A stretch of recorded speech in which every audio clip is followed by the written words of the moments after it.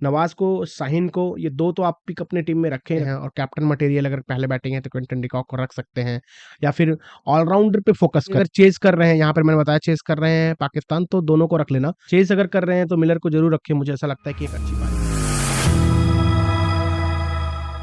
Hello all the cricket lovers, आप सभी का एक बार फिर से स्वागत है आपके अपने यूट्यूब चैनल द क्रिकेट दंगल में। जैसा कि आप सब जानते हैं कि 26वां मैच वर्ल्ड कप का खेला जाने वाला है पाकिस्तान और साउथ अफ्रीका के बीच में। तो पाकिस्तान के अगर लिहाज से देखा जाए तो ये बहुत ही ज़्यादा क्रूशियल मैच है। अब चेन्नई में खेला जाने वाला है ये मैच। मैं आपको बताऊंगा कि इसमें आपको कैसे टीम चूज करनी है।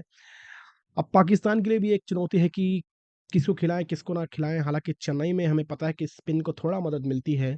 पिछला मैच पाकिस्तान चेन्नई में हार कर आया है। और अफ्रीका की बात करूं तो लगभग एक मैच को छोड़ दिया जाए नीदरलैंड्स के, तो उन्होंने लगभग 300 के ऊपर हर में रन बनाए हैं। तो पाकिस्तान को क्या करना चाहिए, टॉस जीतकर पहले बैटिंग करना चाहिए, क्योंकि अफ्रीका अभी तक एक ही मैच में चेस करने गई थी नीदरलैंड के खिलाफ और वहां पर फंस गई थी। अब आप बोलोगे कि अफगानिस्तान के खिलाफ भी तो पाकिस्तान ने वही किया था, बट पाकिस्तान बॉलिंग की थी, आई मीन पहले बैटिंग की थी, बट चेज हो गया था आसानी के साथ। तो अब यहाँ पर क्या होगा कि अफ्रीका थोड़ा-सा फँसती है चेज़ करने में, अगर उनके 1-2 विकेट जल्दी निकाल दिए जाए, लाइक क्विंटन डिकॉक को अगर वो जल्दी निकाल देते हैं और उसके बाद राशि और क्लासेन, ये 2-3 बल्लेबाज अगर फटाफट निकल जाएँगे तो एक लो स्कोरिंग मैच भी ये हो सकता है। तो पाकिस्तान वापसी करने के लिए कोशिश में रहेगी कि हम वापसी करें, और अफ्रीका चाहेगी कि यहाँ पर मैच जीतकर पहले नंबर पर आ जाए, और क्योंकि उनका रन रेट तो ऑलरेडी बहुत ज़्यादा हाई है। तो ऐसे में देखते हैं कि मैच में क्या होता है। मैं आपको बताऊँगा कि ये मैच कहाँ होने वाला है, जिस ग्राउंड का क्या हाल है, कैसे आपको अपनी टीम पिक करनी है। तो मैं आपको 4 तरीके से टीम बनाता हूँ। आपको स्क्रीन पर देख सकते हैं कि पहला ground analysis, second head to head अगर टीमों ने मैच खेला है, थर्ड मैं आपको दिखाता हूँ कि भाई पिछले 4 साल की परफॉर्मेंस कैसी रही है, और फोर्थ इस टूर्नामेंट में यानी कि वर्ल्ड कप में इन दोनों टीमों की कैसी परफॉर्मेंस रही है। तो इन चारों पॉइंट के बेसिस पे आप अपनी टीम बना सकते हैं और आसानी से एक अच्छी टीम बनाकर एक अच्छी स्थिति में आप आ सकते हैं। तो चलिए सबसे पहले बात करते हैं कि चेन्नई में जो मैच होने वाला है, उसकी मैं बात कर लूँ तो अगर चेन्नई के ग्राउंड की मैं बात कर लेता हूँ तो एम ए चिदम्बरम स्टेडियम काफ़ी अच्छा ग्राउंड है। ग्राउंड से सटा एक मेट्रो स्टेशन है। तो एक अच्छा ग्राउंड है। अगर मैं बात करूँ तो इस आप देख सकते हैं, ये ग्राउंड है आपका, यहाँ पे ये मैं मेट्रो स्टेशन की बात कर रहा था, और कैपेसिटी है 50,000 के करीब की, और बाउंड्री भी बहुत ही अच्छी डिसेंट बाउंड्री है, क्योंकि 65 से 70 मीटर मतलब एक अच्छा बैटिंग बैटिंग के लिए भी अच्छी है और बॉलर्स के लिए भी अच्छा है। ये नहीं कि 50-55 मीटर की बाउंड्री है तो बॉलर्स के लिए थोड़ा-सा एज लग के भी मिस टाइम होके भी छक्के चले जाते हैं। तो अब ये 4 मैचेस का मैं आपको पहले लेखा-जोखा बताऊँगा कि भाई इस वर्ल्ड कप के पहले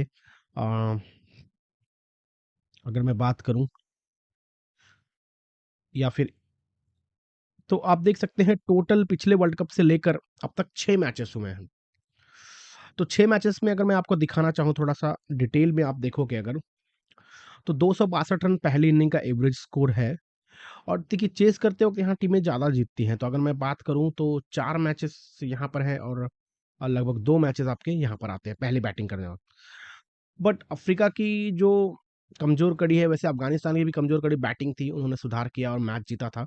बट यहाँ पे अगर पहले बैटिंग करती है पाकिस्तान या फिर साउथ अफ्रीका, एक अच्छा स्कोर 262 तो नहीं मैं कहूँगा, लेकिन 285-90 के अगर स्कोर करते हैं, तो एक सेफ स्कोर माना जाएगा। अगर फ़ील्डिंग फ़ील्डिंग अफ्रीका की पाकिस्तान उस दिन अगर पाकिस्तान, इसका मतलब आप समझिए उस दिन 282 बनाए थे, बट वो अफ़गानिस्तान चेज़ 285 कर रहा था, क्योंकि 30-35 रन तो ऐसे गए कि उनके फ़ील्डिंग से चले गए थे। तो यहाँ पर फ़ील्डिंग भी अच्छी करनी होगी। तो अगर मैं विकेटों की बात करूँ तो पहली इनिंग में थोड़ी ज़्यादा विकेटें जाती हैं, दूसरे इनिंग में क्योंकि चेज़ हो जाता है तो इसलिए यहाँ पर आपको कम दिख रहा होगा। हाईएस्ट रन गेटर यहाँ पर विराट कोहली है, हाईएस्ट विकेट टेकर यहाँ पर लोकी फर्गूसन है। तो जो थोड़ी फास्ट बॉलिंग करेंगे, अगर मैं यहाँ पर देखूँ स्पिनर का वैसे दबदबा कहा जाता है, चेन्नई में होता है, लेकिन अगर मैं यहाँ पर थोड़ा-सा बात कर दूँ कि 39% विकेटें स्पिनर लेते हैं, लेकिन मीडियम फास्टर और फास्टर मिलके भी अच्छी खासी विकेटें निकाल ले जाते हैं। अगर मैं ये टॉप 5 लिस्ट में आपको दिखाऊँ, लॉकी फर्गूसन है, कुलदीप यादव हैं, सैंटनर हैं, नवीनुल हक भी हैं और ट्रेंट बोल्ट भी हैं। तो अगर आप देखोगे तो लेफ्ट आर्म वाले हैं like Kuldeep, Santner, Trent Boult ये चल सकते हैं। तो यहाँ पे अगर नवाज़ खेलते हैं तो चल जाएँगे। तबरेज़ शम्सी और केशव महाराज इन पे भी काफ़ी अच्छी निगाहें रहेंगी। मुझे लगता है तबरेज़ शम्सी को यहाँ पर चांस देना चाहिए और पाकिस्तान फिर ट्रबल में भी आ सकता है। ख़ैर वो तो उस दिन कल पता चलेगा कि कौन कैसा खेला है। अब आपको इससे अंदाज़ा हुआ होगा कि इस ग्राउंड के हिसाब से अगर मैं बैटर की बात कर लूँ तो तेज तर्रार बल्लेबाज तो नहीं, लेकिन रैसी वैंडर डुसेन पे मुझे उम्मीद है। अगर क्विंटन डिकॉक खेलेंगे तब तो दूसरे से उम्मीद करने की कोई ज़रूरत नहीं है, वो अकेले ही मैच जिता देंगे। लेकिन मुझे ऐसा लग रहा है कि क्विंटन डिकॉक शायद फँसे, एज लग के बोल्ड भी हो सकते हैं क्योंकि पिच थोड़ी स्लो भी हो जाती है। तो वो एक हो सकता है, या फिर दूसरा मैं रैसी वैंडर डुसेन पे यहाँ पर बोल सकता हूँ कि वो काफ़ी अच्छा रन बना सकते हैं। तो चलिए आगे चलते हैं, हम आपको दिखाएँगे कि क्या हेड टू हेड मुकाबले पाकिस्तान और अफ्रीका के बीच कुछ वर्षों में जो हुए हैं। तो सबसे पहले मैं यहाँ पर लेता हूँ पाकिस्तान और अपोजिशन में मैं लेता हूँ साउथ अफ्रीका। हालाँकि इस ग्राउंड को मैं हटाता हूँ, इस ग्राउंड पे तो उनके मैचेस नहीं हुए होंगे। पिछले वर्ल्ड कप से लेकर अब तक अगर मैं बात करूँ तो टोटल 4 मैचेस आप देख सकते हैं। जैसा कि मैंने आपको कहा कि 4 मैचेस में फ़खर ज़मान तो इंजर्ड है, अगर नहीं तो फ़खर ज़मान को ज़रूर लेते क्योंकि अफ्रीका के साथ उनका रिकॉर्ड काफ़ी अच्छा है। ख़ैर पाकिस्तान अभी आगे है 3 और 1 से। इस वर्ल्ड कप में तो पाकिस्तान कुछ टीमों से और भी आगे था बट पीछे चला गया। तो लाइक अफ़गानिस्तान का पहली जीत थी। हालाँकि वो जीत तो आ रही थी। काफ़ी अरसे से ऐसा हो रहा था कि 2 रन 4 रन चाहिए रहते थे या 10 रन 20 रन तो उनके लास्ट के बैटर आई मीन बॉलर जिता के चले जाते थे। तो अगर मैं यहाँ पे विकेटों की बात करूँ तो नॉर्के तो है नहीं, हैरिस राउफ को विकेट मिल सकती है यहाँ पर, साहिल शाह अफरीदी हैं। तो चलिए सबसे पहले मैं अफ्रीका की बात कर लेता हूँ, तो रैसी वैंडर डुसेन आपके पिक हो सकते हैं। अब आपको क्या-क्या पिक करना है, देखो हेड टू हेड मुकाबले में मैंने जैसे आपको कहा रैसी वैंडर डुसेन मेरे लिए, क्विंटन डिकॉक की भी औसत अच्छी है। तो क्विंटन डिकॉक भी अगर पहले बैटिंग आती है 50 की औसत तो काफ़ी अच्छी होती है। उसके बाद मिलर की 43 की है। बवुमा की अगर खेलते हैं 38 की है, तो मेरे ख्याल से बवुमा वापस आएँगे। वो बवुमा आएँगे तो पाकिस्तान के लिए फ़ायदा ही होगा।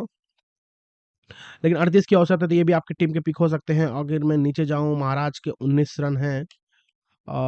तो बाकी ऐसे ही कुछ मार्करम की भी बात करूँ तो उतना कुछ ख़ास पाकिस्तान के साथ नहीं कर पाए हैं। लेकिन इस सीरीज़ में अच्छा जा रहा है। तो हम बताएँगे कि आपको कैसी टीम पिक करनी है। नॉर्के का छोड़ दीजिए, फेलिक्विक भी है नहीं। एंगिडी अगर खेलते हैं तो 3 में 4, मार्करम को हम रख सकते हैं क्योंकि 20 की औसत है और 1 विकेट हर मैच में लिया है। तो मुझे ऐसा लगता है कि मार्करम यहाँ पे बॉलिंग करेंगे चेन्नई में। महाराज 1 मैच में 3 विकेट, तो मैंने कहा महाराज पे नज़र रहेगी। अगर तबरेज़ शम्सी खेलते हैं, हालाँकि 2 मैच में 1 ही विकेट है, बट ये पिच के हिसाब से वो 1-2 विकेटें लेके जा सकते हैं। तो जैसे 3-4 पिक अगर मैं क्विकली बता दूँ हेड टू हेड के बेसिस पे, फ़खर ज़मान तो है नहीं तो पहले नंबर में मैं फ़खर ज़मान को रखता। रासिल वैन डुसन, क्विंटन डिकॉक दूसरा पिक, तीसरा पिक मैं मार्करम को दूँगा, चौथा मिलर को दूँगा, पाँचवाँ आप सीधा यहाँ पर आइए, रबाडा खेल नहीं रहे हैं लेकिन रबाडा का यहाँ पर नाम नहीं है, माफ़ करना। लेकिन रबाडा हाँ, है 3 में 2 ही है बट रबाडा को मैं ज़रूर रखूँगा। तबरेज़ शम्सी को रखूँगा और केशव महाराज को मैं रखूँगा यहाँ पे। तो ये तो 4-5 पिक हो गए head to head South Africa की तरफ से। अगर मैं वही बात करूँ कि पाकिस्तान की तरफ से क्या मामला है, तो पाकिस्तान की तरफ से आप देख सकते हैं फ़खर ज़मान तो ख़ैर अभी है। बाबर आज़म की काफ़ी अच्छी औसत है, 74 की औसत है, तो मुझे लगता है इनके ऊपर काफ़ी दारोमदार है। प्रेशर वाला मैच और ये खेलना ही पड़ेगा। हालाँकि प्रेशर मैच में अभी तक ये खेल नहीं पाए हैं उतना, बट अगर 74-75 रन बनाते हैं तो आपकी टीम के हकदार होंगे। इमामुल हक की भी औसत काफ़ी अच्छी है। आप देखेंगे 4 मैचों में 176 है, तो ये 2 पिक होंगे। अब्दुल्ला शफ़ीक ने अफ्रीका के साथ खेला नहीं है बट जिस फ़ॉर्म में है मुझे लगता है वो भी अच्छा कर पाएँगे। शादाब खान की बात करूँ तो 15 की औसत है। रिज़वान ने भी 3 मैचों में 42 तो उनकी भी उतनी अच्छी औसत आई नहीं है। तो ये 2 तो एटलीस्ट आप अपनी टीम में रख सकते हैं। बॉलिंग की बात करूँ तो मैंने कहा शाहीन शाह अफरीदी और हारिस राउफ आप यहाँ भी देख सकते हैं, दोनों में हाईएस्ट विकेट टेकर नॉर्के के साथ हारिस राउफ और शाहीन शाह अफरीदी भी हैं। हाँ, नवाज़ की मैं बात कर रहा था, लेफ्ट आर्म जो मैं पहले ही शुरू में बोला था, तो नवाज़ को, शाहीन को, ये 2 तो आप पिक अपनी टीम में रखे ही रखे हैं, बाबर आज़म और इमामुल हक ये 2 और 4 पिक ये हो गए।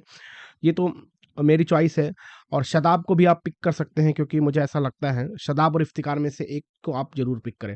शादाब यहाँ पर विकेट लेंगे, मुझे ऐसा उम्मीद हो रही है कि शादाब पक्का विकेट 1 ही नहीं 2 भी लेके जा सकते हैं, अगर खेलते हैं तो।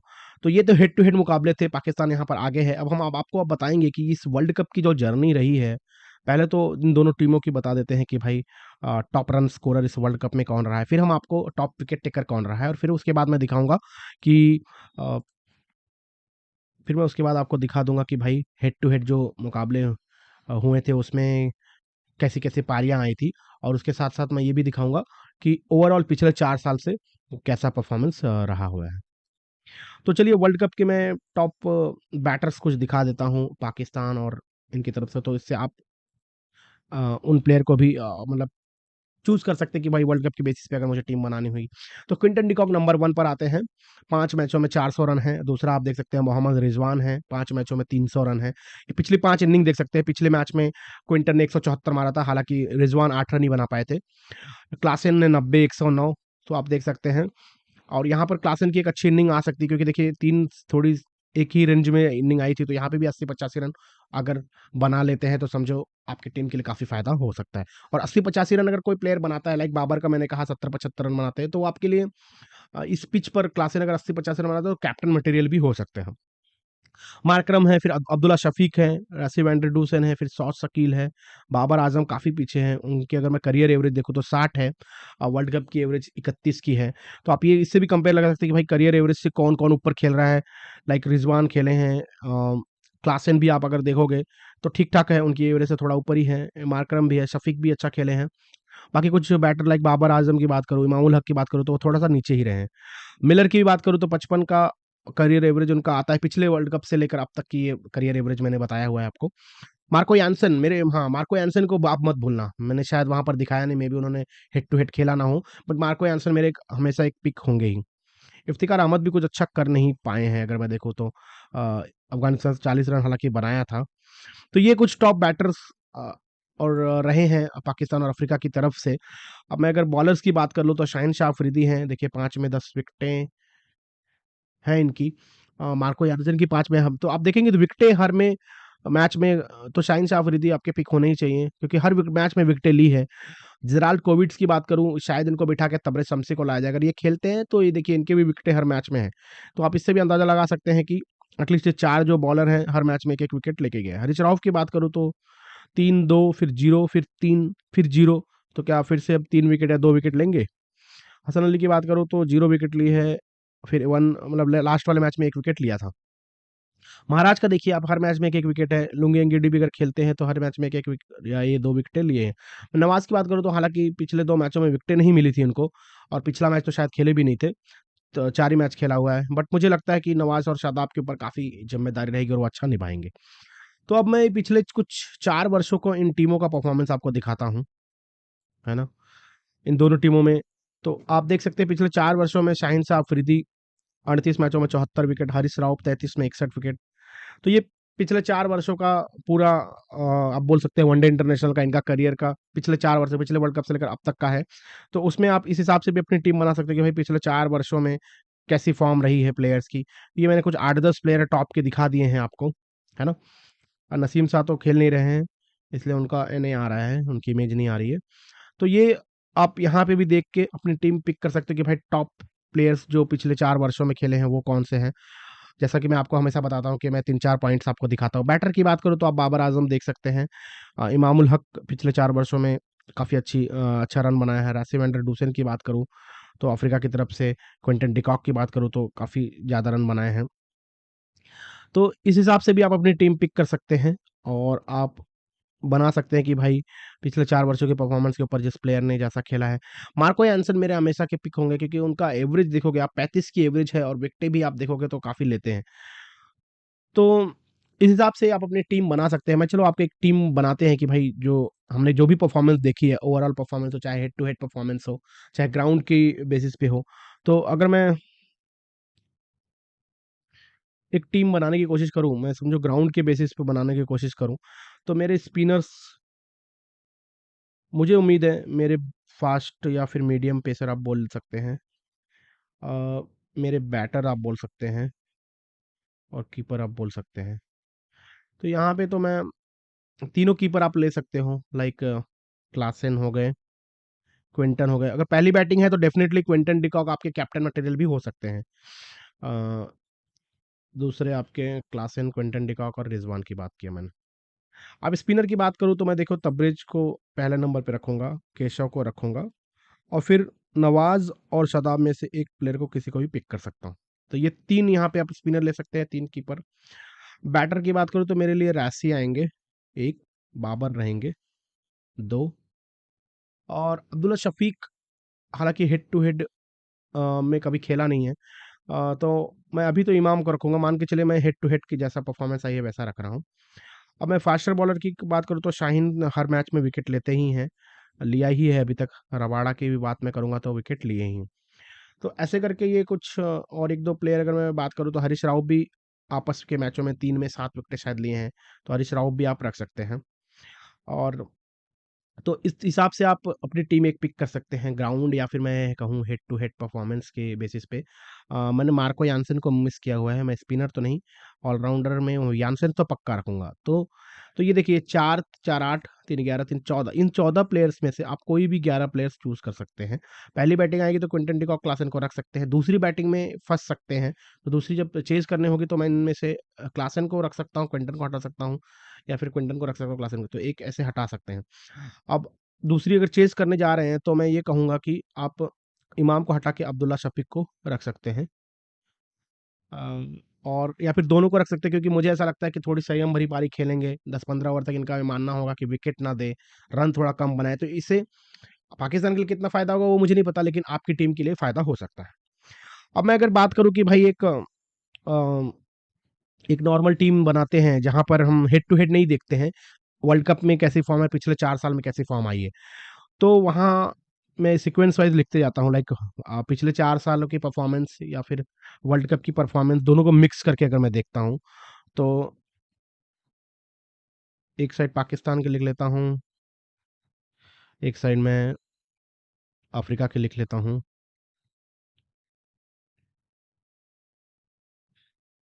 क्विंटन डी कॉक, ठीक है?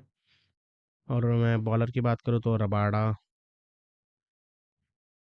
और जेराल्ड अगर खेलते हैं, जेराल्ड, यानसेन, अगर यहाँ पे जाऊँ तो शाहीन, नवाज़, तो ऐसे कुछ प्लेयर्स हैं,